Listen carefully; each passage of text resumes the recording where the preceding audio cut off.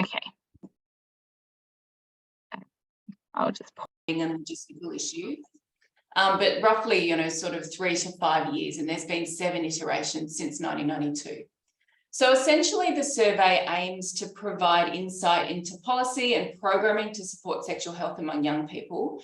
It's funded by the Federal Department of Health and Aged Care to directly collect information to inform against several targets in the National STI Strategy. So I'll talk a little bit more about that in a second.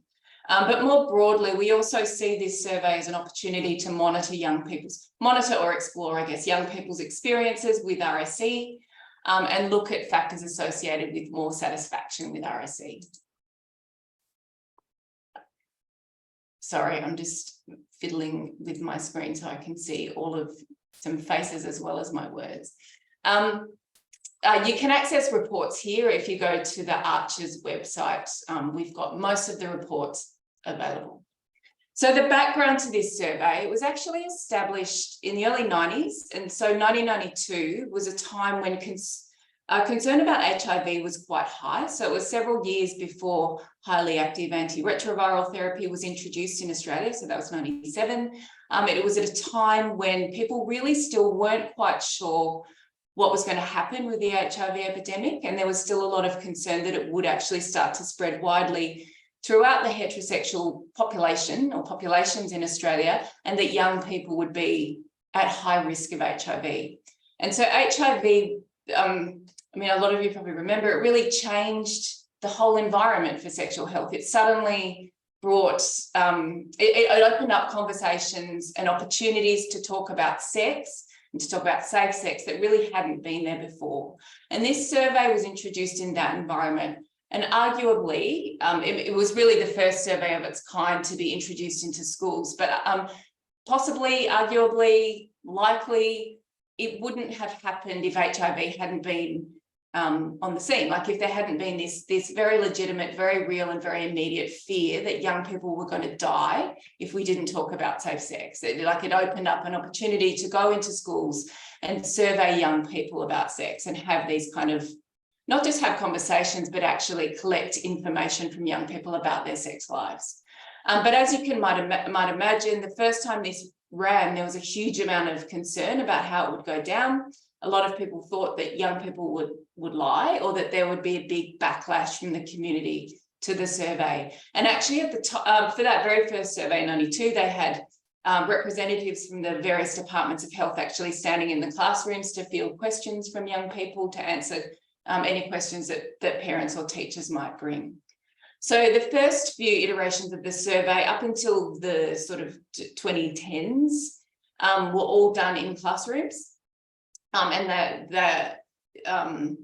the schools were sort of randomly selected across the country. Actually, in 92, it was just government schools. In 97, that expanded to independent and Catholic schools as well. And then when schools were randomly selected, there was sort of a random selection of classrooms. So it was a really big logistical operation for years. Like we used to all pack boxes of surveys, send them to schools. But really the logistics of that were more complex in getting the schools to agree. So we had to find schools where the principals would agree to participate in the study and then work out how we were going to do it logistically within the classrooms. Over time, that actually got harder and harder to do. So I wonder if it's because as the fear of HIV sort of diminished or became less present, and in some ways conservatism or concerns started to re-emerge or emerge in different ways, it became harder and harder to recruit through schools. So for the last few iterations, we've actually recruited for this survey completely online. Oh, sorry, I've moved on to method. I might just come back to the bit that I mentioned about funding in a second. Completely online. So at the moment, we recruit or promote this survey through social media using sort of specialist youth social media promotion companies. And this was partly because as it got harder and harder to, well, not partly, entirely, because as it got harder and harder to recruit through schools, there was an increasing sort of bias in the sample. So we were more likely to have inner city schools, government schools, and just fewer schools, actually. It was harder to get the sample, and there was a more biased sample. So online recruitment has allowed for a larger sample of young people, and in many ways a more diverse sample of young people. I feel a little bit like the tide is turning, and to reach more young people, we need to go back into schools, because there are a whole bunch of young people that wouldn't be attracted to the promotions online. So in future, we might change that method again and try and go back into schools. But for this particular iteration, 2021, that I'll talk about, it was all collected online. Sorry, I just wanted to come back to this point here about funding. This is funded by the Department of Health and Aged Care under their surveillance program to collect data for the national STI strategy, as I mentioned. So there are targets within that strategy related to young people's knowledge and awareness of STIs. I feel like this creates a particular leaning or complication in some ways for this study, because it's funded by health to respond to or collect data relating to public health goals, rather than educational goals or welfare goals or family goals, or all the sorts of complex issues that are, a part of sex and relationships and sexual health. This is funded to very much focus on those public health particular goals related to knowledge, attitudes, and behaviour. And I'm just saying that because I think it relates to this point about how we define sexual health in SSASH. Originally, SSASH was focused on knowledge, behaviour, attitudes, which was very much where public health was at in the 90s, and to a certain extent continues to be at. So issues like knowledge of HIV transmission, whether or not people use condoms or intend to use condoms, attitudes towards condoms.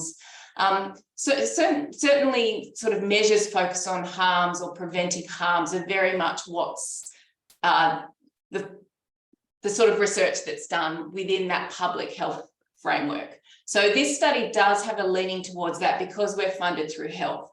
And just like the biggest story to that, I guess, is, the sort of siloing of public funding. There's health, which is leading on the national STI strategy, but actually a lot of the educational goals around young people and RSE are through education or through states. So to a certain extent, the national STI strategy probably doesn't reflect more contemporary and more holistic approaches to what constitutes good sexual health or good sexual health outcomes. So with this study, we sort of try and hold all of those things together. We're mindful of responding to some of the public health issues, collecting data that informs the national STI strategy in meaningful ways, but also actually trying to create a survey that explores factors that support sexual health among young people. And to do that, really sort of engaging with some of the questions that I'm sure you're all engaged with around what actually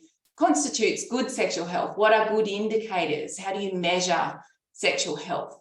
How do we adopt this sort of more holistic or positive approach to sexual health that isn't entirely isn't entirely focused on harms or prevention of harms?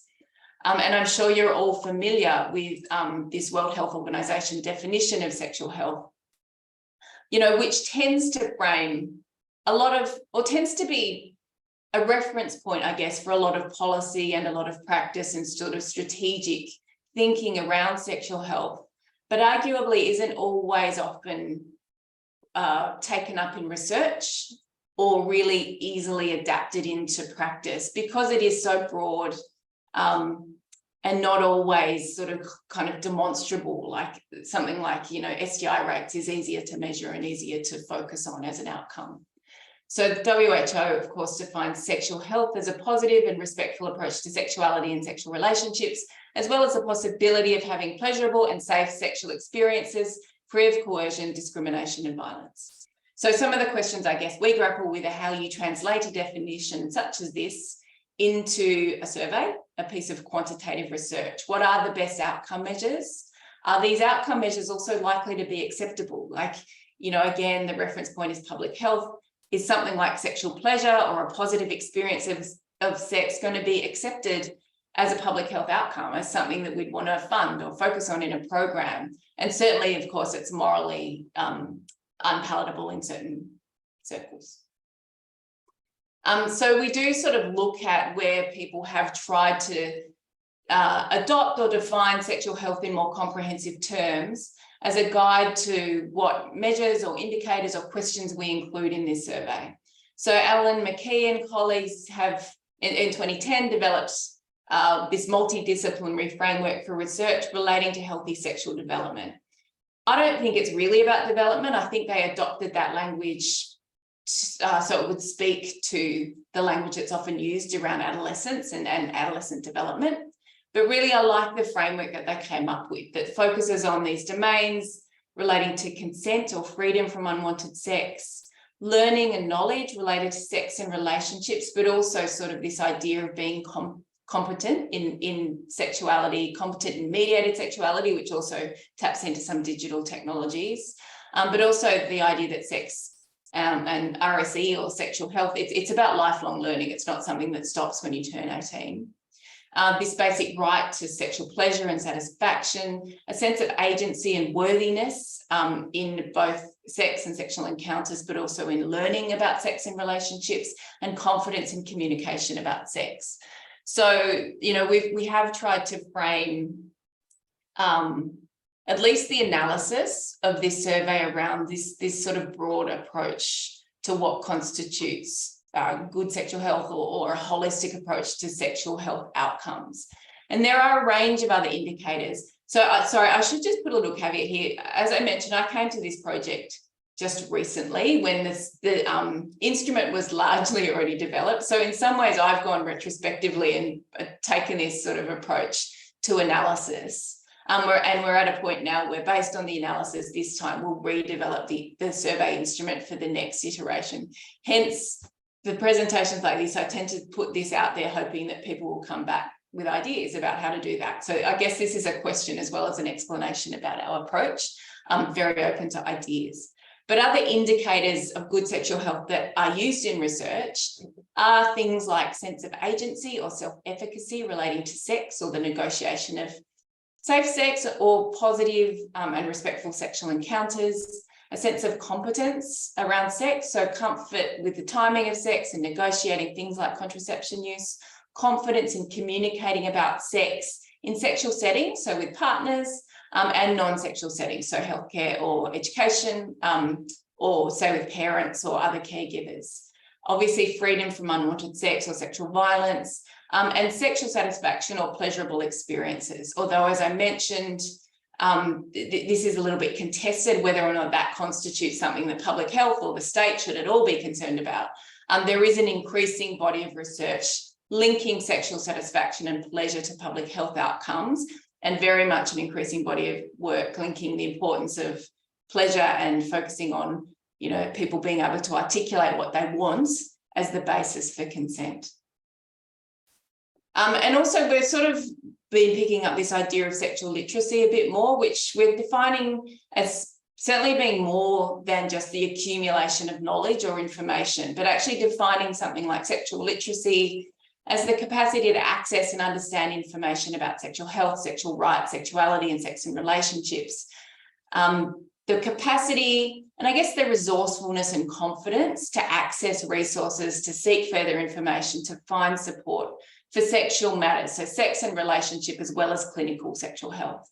And the capacity to take action in response to information. So that's that sort of basic principle that information is only so good to the extent that you can do something with it. So you can do something with it to be your own self-advocate, to feel more confident in communication, to know what to do with it, to seek more information, to know what questions to ask. So that sort of relates to the skills and confidence to communicate about sex, relationships, and sexual health. So this broad approach to sexual literacy, which draws broadly on some of the theory around health literacy, which is about almost a sort of cultural capital or you know, the broader resources and confidence needed to support one's health or support health outcomes. And that can be seen as sort of individual as well as a community level approach to health or to health literacy. So some of the questions we're looking at, I guess, with this survey are: what does it take to develop sexual literacy, and how would we measure that? So would we look, for example, at something like confidence or sense of agency or access to resources. You know, how do we know if someone has a high level of sexual literacy? We don't necessarily have all the answers, as I mentioned. I'm sort of doing this a little bit retrospectively, but the measures that were in the SSASH survey in 2021 included a range of demographic measures. These look really simple, but as you know, asking questions about gender and sexuality can be quite complicated. Sexual experiences, and by that we mean the sex that people have had, the sexual practices that they've experienced, the number of sexual partners, the gender of sexual partners, but also people's experiences of sex or how they feel about sex and the sexual practices that they've been engaged with. We, of course, have questions about safe sex and contraception, sex and technology, so pornography viewing and experiences of sexting. Communication about sex. So we have a range of questions. These are just examples, such as thinking about the last time you have had sex. Did you or your partner talk about how to have sexual pleasure, whether or not to use condom, how to avoid pregnancy, and so forth. And then we ask people how confident they feel communicating about sexual matters, so safe sex, contraception, STIs, and so forth, with a parent or with a GP. We asked young people to describe how they perceive consent, and asked about experiences of unwanted sex. There are these questions around knowledge and awareness of STIs, which relates very specifically to the national STI indicators. And then we do ask a range of questions about RSE. So what did we find? Sorry, I've done a lot of setup, and probably this is the more important bit. Essentially, we heard from close to 7,000 young people across Australia, so 6,841. The majority of these were young women, which does reflect a bias, I think, that probably comes from the online sampling. One of the reasons I think we need to change it up in the future. So 65% young women, 28% young men, and 7% who identified as trans or non-binary. The majority were heterosexual, about 60%, 23% bisexual, and 6% identified as gay or lesbian. Again, this might be a bias that 23% bisexual is really high relative to other population-based surveys, but we definitely know there's a whole range of other research that's showing young people are increasingly likely to identify their sexuality in terms other than heterosexual. So gay, lesbian, pansexual, bisexual, or other sort of non-monosexual kind of identities. So it is likely high, but may not be too far outside the bounds for this particular population. We heard from about 6% of young people who identified as Aboriginal and or Torres Strait Islander. 7% were born overseas or they've written and. We classified as, this classification should say they were born overseas in a non-Western country, so the UK, Australia, New Zealand, US, and spoke a language other than English as their first language. So we sort of had a number of variables to identify people who were migrants or second generation migrants who didn't come from a Western country and didn't speak English as their first language. And that was 7.7. We did do a separate report for Western Australia, which is not on our website yet, but it will be quite soon. I'm not going to report on those data separately today, but you can access that report or get in touch with me and I can send it to you. There were 693 young people from Western Australia. The findings were pretty similar. The main difference, actually, just from memory between WA and the rest of the states was, which I'm not going to report on, but we did ask about experiences of COVID, and WA young people were less likely to be affected by COVID than to feel like their social life was affected negatively by COVID lockdowns than in other states, which I think probably makes sense. So in terms of the whole sample of 6,840 young people, the majority were from the eastern states, as is probably common, Victoria, New South Wales, Queensland. The majority were from major cities. So I'm going to speak fast so that I get through this all, because I realise I've got a lot more than I have time for. I'm very happy to share these slides and also the report. It's all from the report, so it is accessible on our website as well. So the mean age was 16. The majority of young people we heard from were age 16 or 17, and in years 11 and 12. We did have a small proportion of young people who were recent school leavers, and sort of a smaller proportion in years 9 and 10.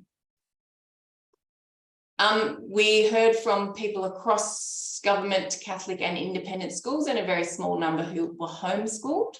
I just put this little table in there about single-sex schools, just because it shows a little bit of the gender diversity. So just a small number actually who attended single-sex schools, but you can see that there are, 5 people who identify as male attending an all-girls school, and 1 person who identifies as female attending an all-boys school, and then, several trans and non-binary people attending single-sex schools. But most people reported they went to mixed gender schools, which does reflect government schools. So when it comes to sexual experiences of the whole sample, 61% reported that they were sexually active. We define this as having experienced oral, vaginal, or anal sex. That's changed over time. They didn't always include oral sex, but we have changed that as young people's definitions of sex and sexuality are kind of expanding. So the average age that young people became sexually active was 15. These are, that's a bit small. So we found 58%, well, really 59% had experienced oral sex, 52% vaginal sex, and 15% anal sex.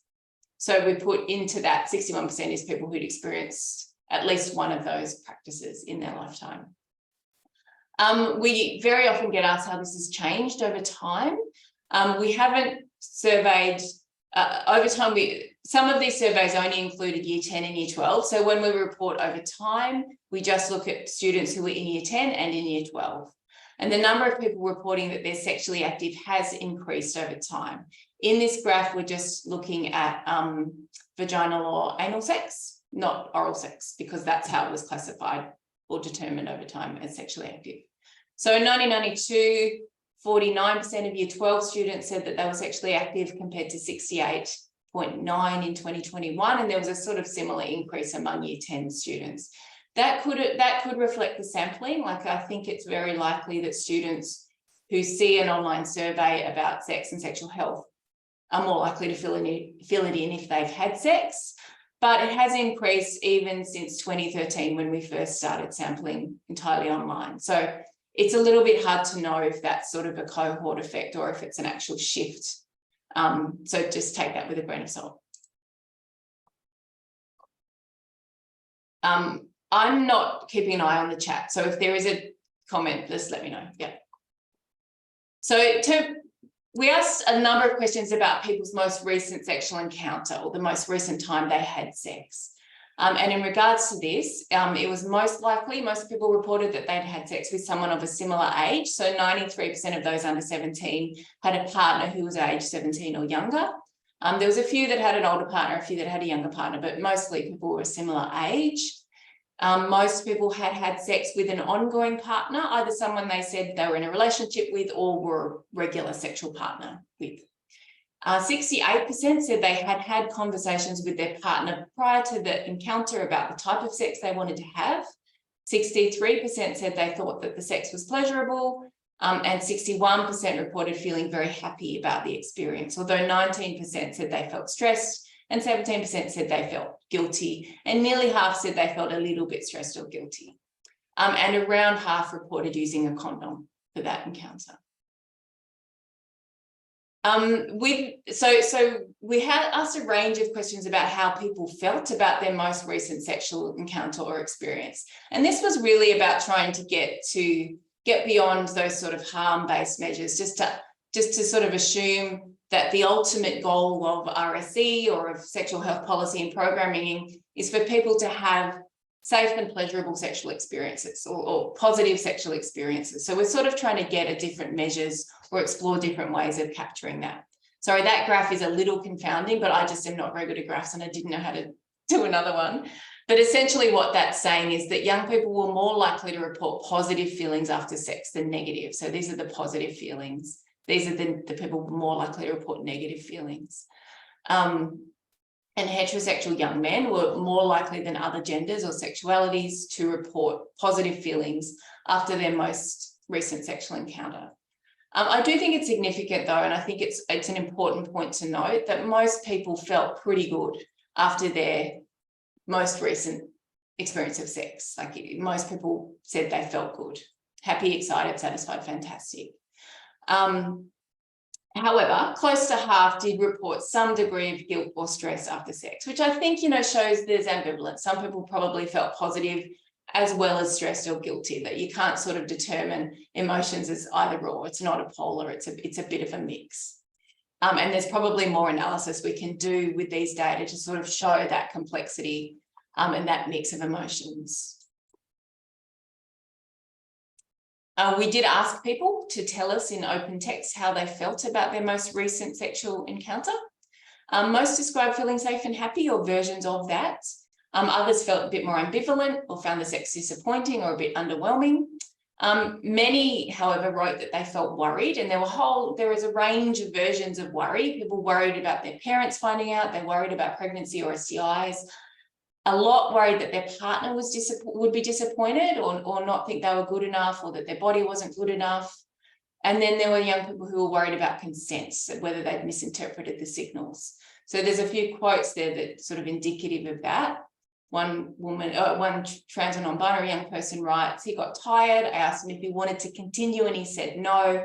And they go on to say, I couldn't help but feel anxious that I had somehow made him do something he didn't want to do. So there was a number of quotes like that suggesting people were worried about misreading the signals. And then another young woman wrote, you enjoy it at the time, but afterwards you worry about how they could tell people or if they judged you, your body, your actions during it. There was a number of quotes to that effect. I liked it, but then I worried. I worried what he felt about me, whether I was good enough.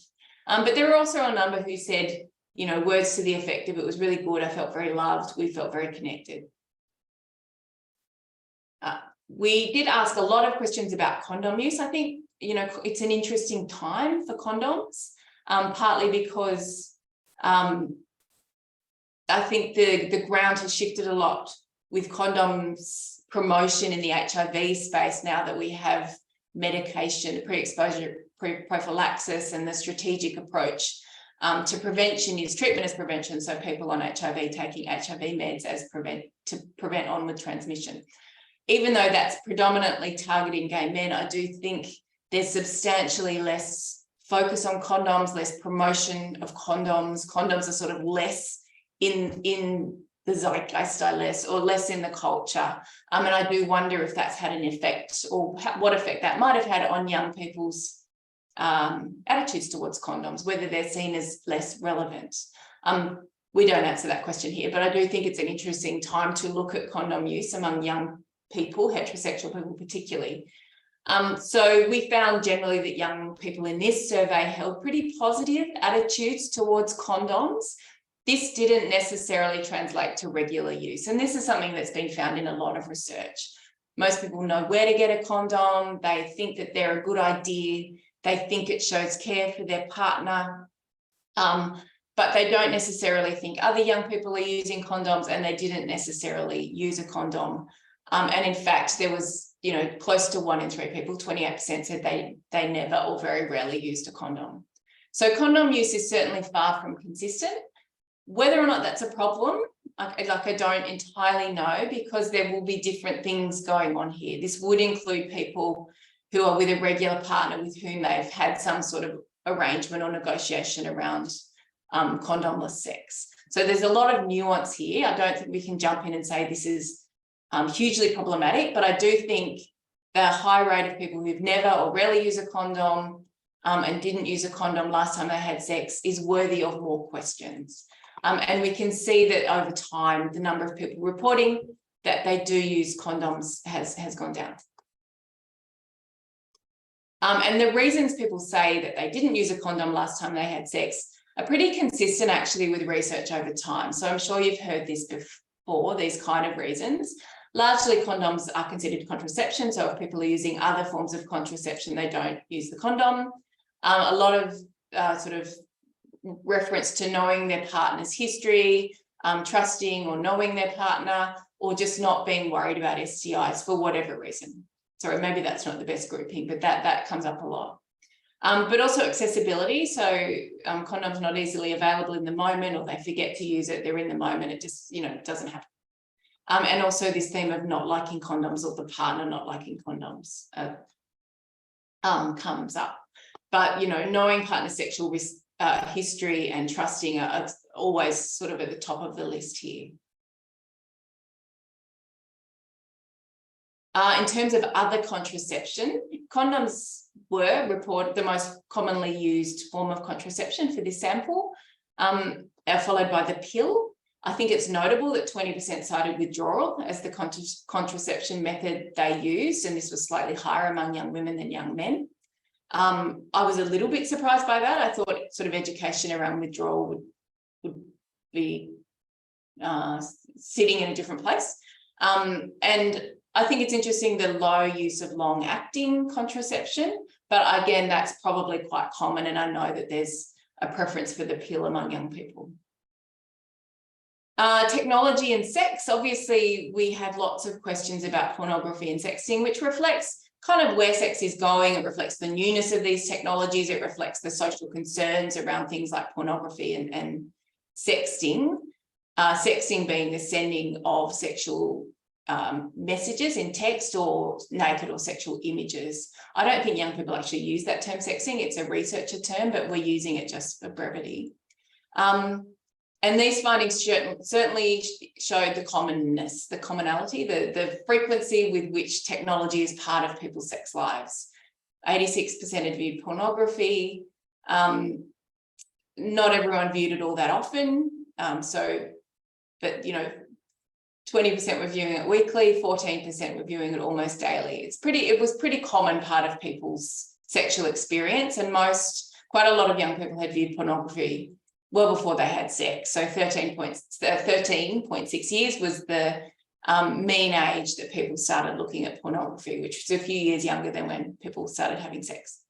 Most people viewed it alone, some with friends or some with a partner. And there was a whole range of reasons people cited for viewing pornography: curiosity, pleasure, boredom, fun, to learn about sex, or some people said, it was just shown to me by a friend. But porn is a thing, like it's very much part of the mix of sexual practices for this group, as was sexting. So close to 80% had received a sexually explicit image, 60% had sent one, largely of themselves. Young women were more likely than other genders to have sent or received sexual images. Mostly people were sharing sexual or naked images with a current partner, but there was a smaller number who were sending it with people they met online or strangers. 18% also said that an image of them had been shared or onward shared non-consensually. And there was a different range of questions we asked about this. Most people absolutely agreed that they needed to take care and talked about things like not putting face in an image. But then there were some positive sort of benefits to this that people saw as well. So 60% agreed that sexting helped them learn about their own sexuality or their partners. Consent or unwanted sex was another topic that we asked quite a few questions about. Sorry, I'm going to race through now because my time's ticking. The 40% of young people who were sexually active had experienced unwanted sex. So about 1 in 4 of the entire sample. Sorry, I'm just on the camera too. Sorry about that. And as you might expect, young women were more likely than young men or non-binary. Young women and non-binary people were more likely than young men to have experienced unwanted sex. We didn't ask people to specify or give us a definition of unwanted sex. And, we do know that for some people that can mean I wasn't really into it in the moment, but I did it just, because it's my partner and I love them. So it could have meant that. But when we asked people a little bit more about the context, 65% said that the unwanted sex happened because they experienced verbal pressure. They were worried, 41% were worried about the negative outcomes or effects, the impact of not having the sex. 32% were physically forced, and 28% said that they were too drunk or high to consent. So I think that this is an issue, that those numbers are high. Whether or not all of that amounts to sexual assault, I think, is a question that can be explored, but there's definitely a high rate of unwanted sex happening. We did ask young people to tell us or describe in open text responses their definition of consent. And, you know, there was a lot of what you would expect, a lot of the language that we're very familiar with. Obviously, young people are paying attention to the conversations about consent. But a lot of people spoke about how it is something you need to tune into, not just, you know, wait for words, but to tune into where someone's at in an ongoing way, to keep checking in. We asked questions about confidence in communicating about sex. So particularly during their last sexual encounter, we asked young people whether they had conversations about sex prior to this encounter. And most people had, actually. So 80% said they'd had some conversation about having sex. 65 said they talked about sexual pleasure. 68 said they talked about what they wanted to do. And slightly fewer about condom use or avoiding pregnancy. We asked people if they were confident talking to their parents about sexual matters. Not that many people were. So about 11 were confident talking to their mother about sex or contraception. About 4% said they were confident talking to their father, although the one exception was people were more likely to say that they felt confident talking to their father about condom use than their mother. So we did sort of look at whether or not, you know, feeling more confident to communicate about sex or more experiences of communication was associated with people saying, people having more positive feelings about their most recent sexual encounter. So generally what we found was that people were more likely to have positive feelings about the sex if they wanted the experience very much, which you might expect. Heterosexual men were more likely to feel positive about sex after the encounter. People were more likely to report positive feelings if they had discussed sexual pleasure with their partner prior to the sex. More likely to report positive feelings if they felt that the RSE they received had been relevant. And also more likely to report positive feelings if they felt more confident talking to their mother about sex. So we sort of see this relationship between confidence in communication and people reporting more positive sexual experiences, which I think is something we can build on in future surveys. When it comes to RSE, we asked, you know, quite a few questions about this, as much detail as you sort of can in a quant survey. 93% of the young people we spoke to or surveyed had attended some RSE or received some RSE at their school. On average, people said this happened over 3 years, mostly beginning in year 8 or year 9. And this was across all schools, so slightly more in government schools, down to 89% in Catholic schools, but, you know, pretty much across the spectrum. And then 95% said young people agreed that they think RSE is really important, but only 25% found their most sort of recent RSE classes to be relevant. And that's something we've seen in this research over many years. People don't feel it's relevant. They're less likely to think it's relevant if they're not heterosexual. And generally, I mean, I'm sure you've heard this before, young people just don't think what they're taught is what they wanted to learn, or they were disappointed with what they taught, or what they were taught in RSE. And that was certainly reflected in the open text responses, where we asked young people to just tell us what they thought about their RSE that they'd received at school. Essentially, the main finding of those, or the main thing that we were told, was that there's no sex in RSE, that it's all sort of around the edges, but actually there's very little conversation about sex and what sex involves, and very little mention of sexual practices. A lot of people talked about the absence of female bodies and female pleasure, which I thought was a really interesting reflection of some of the sort of conversation around women and sex and consent that you sort of see in the culture at the moment. We definitely heard that RSE is not inclusive of diverse sexuality, bodies or genders, doesn't challenge shame or stigma or taboos about sex. And young people basically expected to learn more about sex and relationships. They wanted to talk about that, about having relationships, about what sex is like, about what sex involves. You know, and these quotes illustrate quite well the breadth of what we heard. You know, they mainly outlined the parts of the body and how sexual organs work. They never mentioned sex and weren't permitted to tell us how sex works. This person said they didn't cover anything to do with having or how to have sex for the first time, sexuality, gender, pleasure, which I felt left us severely uneducated and unprepared for the real world. And this person says they never said that sex can be uncomfortable for men, or taught us anything about how to actually communicate with our partners, just that we should do it, as in we should communicate. And never taught me a single thing about female organs. That person actually goes on to say more around how am I expected to know what to do, or how to ensure my partner has pleasure if I've never been taught about that. And these are the topics that people were taught. So, you know, most commonly people had learned about puberty, body parts, respectful relationships was high up there, and heterosexual safer sex. Slightly fewer, or, you know, less than 50% had learned about consent law, sexting, condoms, intimacy, love, cybersecurity, contraception. And then fewer still, so in the lowest group, had learned about STI testing, pornography, pleasure, diversity, oral sex, masturbation, anal sex, or disability and sex.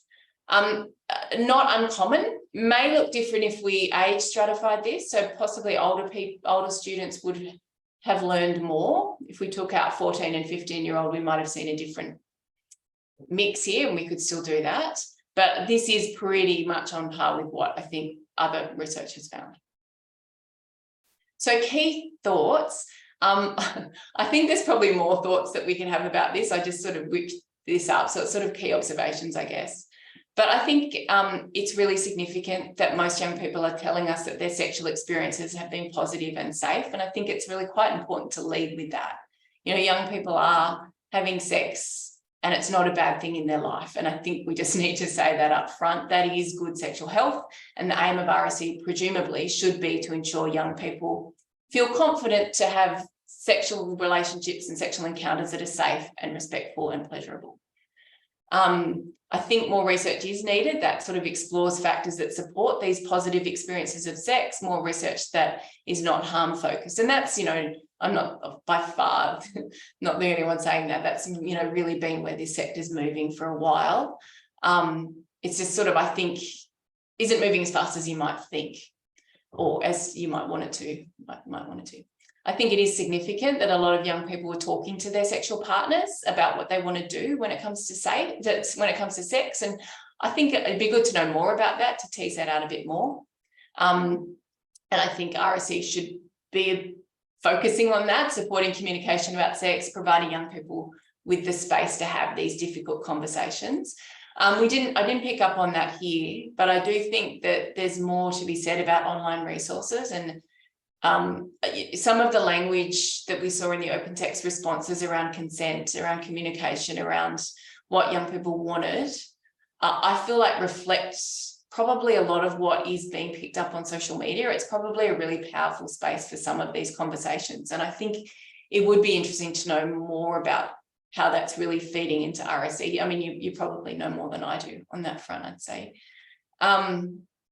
Obviously, you know, technology is really front and center in young people's sex lives, and that needs to be front and center in education going forward. Probably already is. I think unwanted sex, you know, the figures are fairly shocking in this, bearing in mind the sort of nuance of what unwanted sex can mean. I think that there definitely needs to be more conversation about what to do about that, but also noting the sort of worry young people holding about that, the sort of uncertainty about how to read their partner, uncertainty about how to navigate consent in this kind of fraught social political space, I guess, around that. And I think it's time for a conversation about condoms and, you know, how young people perceive the relevance of condoms at the moment. And I'm sure there's more that we could talk about, but I'll stop there because it's 10:02. Thank you. Wow, thanks, Jennifer, and perfect timing. Amazing.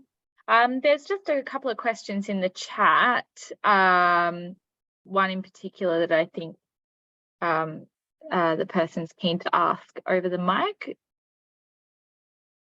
But we'll just start taking questions if people want to raise their hands, or is that something we can do on Zoom? I think so. So Vanessa Hamilton has a question. I don't want to go first. How about the person in the chat box first? Oh, they haven't put their hand up. I don't know what they're doing. Are you okay to go, Rasheen? Yep, I can go. I'll just turn my camera on so people can see me. Hi, everyone. Hi, Jennifer. Thank you so much for that presentation. I have been waiting and waiting to get this presentation because it's just something I'm so interested in. Something I wanted to ask was when you were talking about topics that were covered in RSE, and you went through all the different topics that were covered and then the percentages of people who said that they had that taught to them, I guess. I just wanted to know if any additional tests were done to see if there were any significant differences between the topics taught amongst the different types of schools. So like between government, Catholic, independent. Did you do any more tests to see if particular topics were covered more in one type of school compared to other ones? We haven't, but we definitely could. I think the numbers would be big enough actually to do that. Certainly if we grouped some of those categories a little bit. So if we grouped, you know, puberty, love and relationship, something like that. Yeah, we will. I might just note that we launched this survey on the day before Christmas and I immediately went on long service leave and just came back last week. So I think that would be good, and I think people would be interested in that. There are politics around how we present that, so we need to do it in a way that's kind of mindful and doesn't sort of come out there as though we're attacking particular types of assumptions. But I think it would be worth looking at, for sure. Yeah, because I found the figure that was 89.3% of people who were in Catholic schools had reported receiving RSE, and I was just really interested to see what topics were. And if there was a difference between the amount of people who reported one topic that went to a Catholic school compared to government. So I would be really interested. Catholic schools might be better at this than what we give them credit for. All right, great, thank you. Thanks, Rasheen. Thanks, Rasheen. We'll go to Vanessa. Thanks for that. So I didn't want to hog the question time. Thanks, Jennifer. It's great to hear again. Sorry, I'm showing my age, but I've watched every iteration of this survey. I did the first one in 92. Wow, amazing. Hi. So I was actually in London working in HIV in those years. So it was a different time than it is now. And with that, I suppose a survey needs to evolve. You're already saying the questions we ask, we need to ask further, etc., because it was a lot about who's going to get HIV and who's not and that sort of thing. A couple of just 2 points that I would like just to raise. So I've always quoted the previous survey of 35% of participants noted they were attracted in some way to the same or other genders, whereas this one is 41.9. But can I just have confirmation about that 65% are female. So we can't really compare the last two surveys, can we? Because 65% are female plus I think about 7% gender diverse is quite different to the one before. Yeah, there's been a few sort of biases in these surveys. So there was one where we had a really, really high rate of LGBT. I think that was maybe the one before last, because it had got in the networks and being really promoted through queer services and networks. So, and now, as you say, young women, we're going to see different sort of responses to questions about gender identity and sexual identity because of that. So probably the thing we need to do with analysis going forward is a bit of like for like comparison, or weighting the data, so just somewhere so it sort of brings it into line, and we can certainly do that. But yeah, I think that's a really good point to note, and we certainly never promote this as a survey that's representative. Like, it's not a population representative survey. I always say it tells part of the story about what's going on for young people in order to ask more questions rather than sort of a representative, this is the definitive. Terrific, thanks. Yeah, I always go in and then pull out the data based on the gender, etc. Because I can see those differences.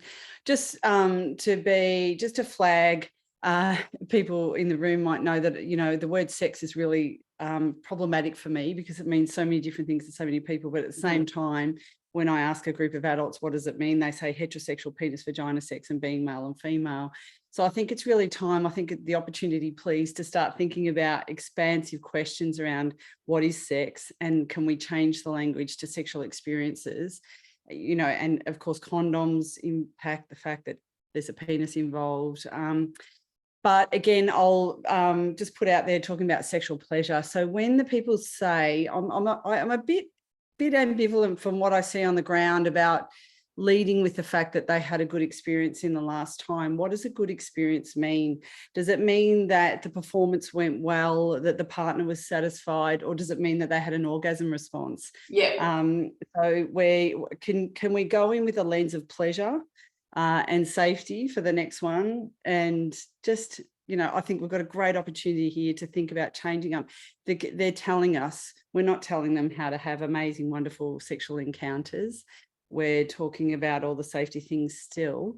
I don't know, just flagging that for no, you know, I completely agree. I mean, that's sort of why we've focused on positive feelings, like how did you feel afterwards, rather than did you find it pleasurable? Because pleasurable, I think, can be a bit loaded too. Like people, you know, is an orgasm the indication of pleasurable? Is it emotional pleasure? Is it connection close? And I actually agree with you. I think articulating that with more nuance would be really good. And it's really important. Like there are better indicators than harm. Yeah. And I think, Tessa, if I read yours in the text, I think your point relates to this as well. Yeah, absolutely. I think I'm just, I'm always really curious about I guess the unseen in statistics around barrier usage, particularly around STI prevention, because it's more often than not always centered around condom usage. And we know that a lot of people have the opportunity to use barriers, but without a condom being that choice. And I'm just wondering if that's something that we think might have either impacted the perceived use of condoms being used. People having more diverse sex. Going down, yeah, absolutely. Yeah. And if there's any statistics that we might have around alternate barrier use. So I think that we did ask specifically about condom use in relation to penetrative sex, and we specified anal or vaginal sex. So it's sort of, you know, specific to that extent. We don't ask about other barrier methods. But I think your point, sorry, I'm losing the plot now because it's getting late here and I haven't had energy now. You're doing so good. You're doing so good. I do think your point's really important. I think that the ways, and it relates to what Vanessa was just saying too, what people define as sex, and the way people make sense of sexual practices, the sort of sexual practices that are meaningful, and what that means in terms of safe sex. I think young people and adults have more complexity, like they bring in more complexity than they used to. And I don't think we can assume,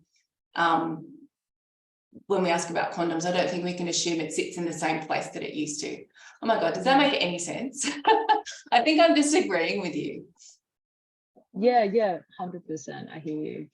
I think I dream about a world within which like there would be an opportunity to have like statistics that you could give to people about like the requirement or need for like the use of other barrier methods between maybe like intersex people or two female-bodied people, like if there is anything in, like that does not involve a penis in that sexual experience, because I think often people never see it in stats, and so they just assume that it's not a need or a requirement. It's really hard to justify when you're talking to service providers. Yeah, listen, I like there's so much I can say about that, but I actually think one of the problems with public health in relation to sex is that groups or practices only get noticed if there's a problem.